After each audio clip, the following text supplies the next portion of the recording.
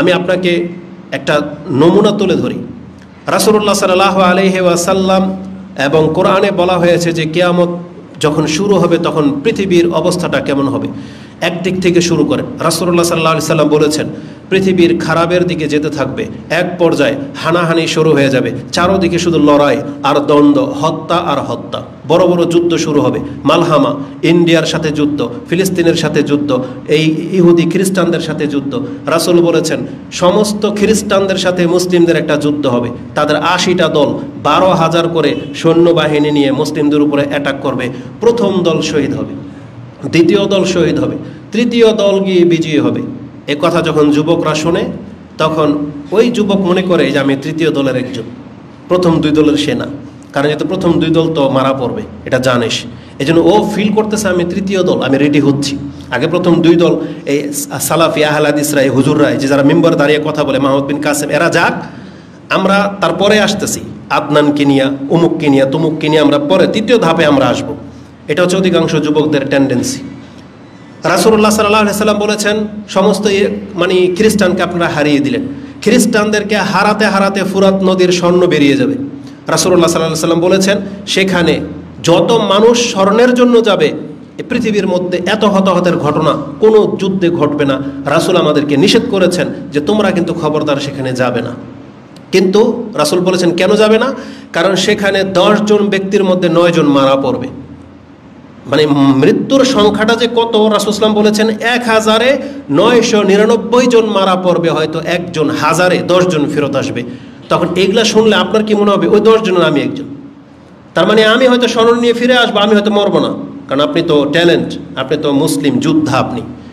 কিন্তু রাসূল নিষেধ করেছে যে তোমরা সেখানে যাবে না। কিন্তু আপনাদের ভালো লাগতেছে যে ফুরাত নদী স্বর্ণ বেরিয়ে যাবে, মানে রক্তারক্তি হবে, ১০ জন বেঁচে ফিরবে।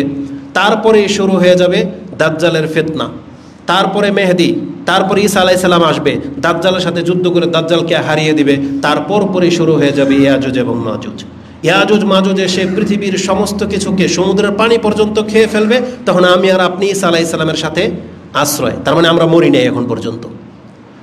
যারা শোনে কিয়ামতের আলামত তারা মনে করে এমনটাই যে আমি তখন ঈসা আলাইহিস সালামের সাথে।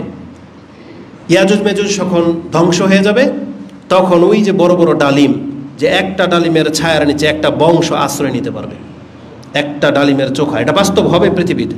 একটা উটের দুধ এক বংশ খাবে, আর কিছু লাগবে না, এক একটা ফল এত বড় বড় হবে।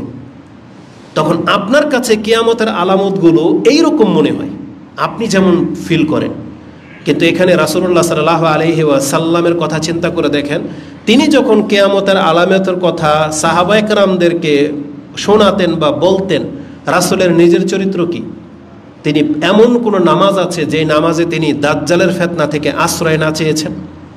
বলেন, আপনি যেখানে দাজ্জালের সাথে ডিফেন্স করার জন্য নিজেকে প্রস্তুত দেখতে পাচ্ছেন, আর এখানে আমাদের নবী মুহাম্মদুর রাসূলুল্লাহ সাল্লাল্লাহু আলাইহি সাল্লাম তিনি প্রত্যেক সালাতে তিনি সেই দাজ্জাল থেকে আল্লাহর কাছে আশ্রয় চাচ্ছেন। সাহাবায়ে কেরামদেরকে বলতেছেন কাইফা বিকুম, কি হবে তোমাদের ওই সময় যখন আমি থাকবো না? কি হবে তোমাদের যখন চারদিকে ফিতনা শুরু হয়ে যাবে? কেমনে থাকবে তোমরা যখন তোমাদের চারদিকে খারাপ মানুষের সংখ্যা বেশি থাকবে? এটা হুযায়ফাকে বলা হতো, এটা বিভিন্ন আমর ইবনে আসকে বলা হতো, বিভিন্ন সাহাবেগীরদের বলা হতো যে কি হবে তোমাদের, জুবায়ের তোমাদের কি হবে সেই সময় যখন তোমাদের চারপাশে খারাপ মানুষ। রাসূল ভয় দেখাতেন, আর আপনি কিয়ামতের আলামত শুনে, ওই বক্তব্য শুনে আপনি সেই যুগটা চাচ্ছেন যে আল্লাহ যুদ্ধ লাগিয়ে দেখ ইহুদি নাসারাদের সাথে, তারপরে দেখুক আমি কি করি, এটাই চাচ্ছেন। শেষ পর্যন্ত খুতবা হয়তো অনেকে শোনে না। আমি অত বড় সাহস তো পাই না যে আমি আহলে হাদিসদের একজন বা প্রতিনিধি, বড় কেউ। আমরা জানি যে আমরা ডাকলে কেউ আসবেন না, কিন্তু আমরা আপনাদেরকেও চিনে গেছি আপনারা কোন টাইপের আহলে হাদিস। আপনাদের বড় কোনো আলেম যদি কোনো ফতোয়া দেয় সেটাও আপনারা মানেন না, এটা আমরা দেখতে পাচ্ছি। এই জন্য আপনারা যে কার ফতোয়ার অপেক্ষায় আছেন, কে আপনাদের বড় আলেম আহলে হাদিসের মধ্যে, সেটা আপনারাই ভালো জানেন। কিন্তু আমরা দেখতে পাচ্ছি যার যেটা ভালো লাগে তাকে আপনি নিয়ে নিচ্ছেন। কিন্তু আমাদের অবশ্যই বিজ্ঞ আলেমদেরকে অনুসরণ করতে হবে, এটা বারংবারই বলতেছি, এখনও বলে যাব। ওই যখন এই যে পতন ঘটেছে একটা সরকারের, তখন এই কথাই বলেছি, এখন এই কথাই বলতেছি, আজকেও বলবো আপনাকে রাস্তায় নামা জায়েজ নেই, আজকেও বলবো। যারা এই যে গণতন্ত্রের কেন্দ্র করে আপনি আওয়ামী লীগ করেন আর বিএনপি করেন আর জামাত করেন আর যাই করেন, আপনি হক পথে নাই। এটা আমি ছোট ব্যক্তি বলে দিলাম, এটা রেকর্ড হয়ে কিয়ামত পর্যন্ত থেকে যাবে, এই কথা লড়চড় হবে না ইনশাআল্লাহ। আমি এই পক্ষে যে এটা জায়েজ নাই। এখন আপনি নামবেন কোন ইস্যুতে নামেন, কিন্তু আমরা আল্লাহর কাছে এটা বলবো যে আল্লাহ বলেছিলাম, যাতে করে ঢিনাই করতে না পারে। কারণ আজকে আমাদেরকে গালি দেন, ওই হানাফি চরিত্রের কতগুলো চেহারা আছে, যা ইচ্ছা তাই ভাষায় আমাদেরকে গালাগালি করে।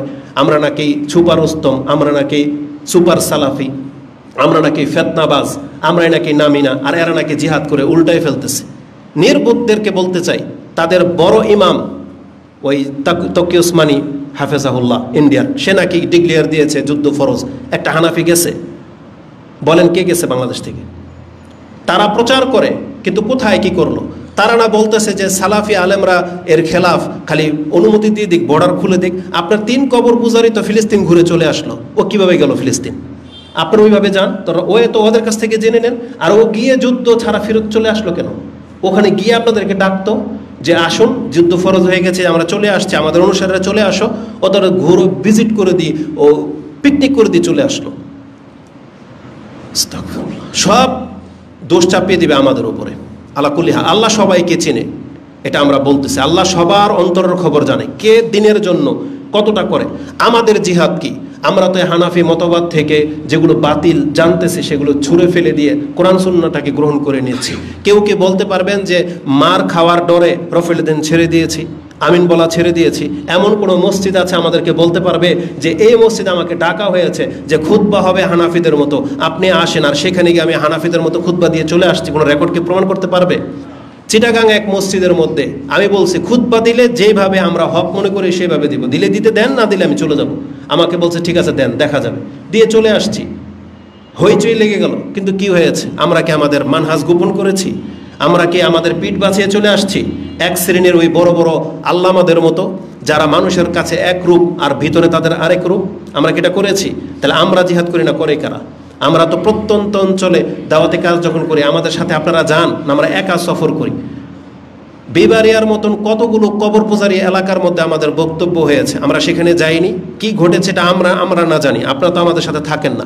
আজকে বাংলার জমিনে নারায়ণগঞ্জের সন্তান হয়ে আপনি বলেন তো দেখি, নারায়ণগঞ্জের কোন নেতা আছে যে কোরআন সুন্নাহ গ্রহণ করেছে? একটাও পাবেন না। কত পয়সাওয়ালা আছে যে যারা আহলে মসজিদে এসে বলছে যে আপনারা হকের দাওয়াত দিতে থাকেন, আমরা আপনাদের পাশে আছি। কে কয় টাকা দান করে? আজকে আমরা যে উদ্যোগ নিয়েছি যে নদীর ওপরে আমরা কি নাম ব্যানার লাগাবো যে আহলে হাদিস অঞ্চল, কিন্তু আমাদের সমস্ত লোকগুলাই কোরআন সুন্নাহ মেনে চলা 150 জন আমাদের সাথে যুক্ত হয়ে গেছে, কিন্তু তারপরও কবর মাজার পূজারীরা বা মাঝহাবিরা আমাদেরকে নিয়ে ষড়যন্ত্র করবে।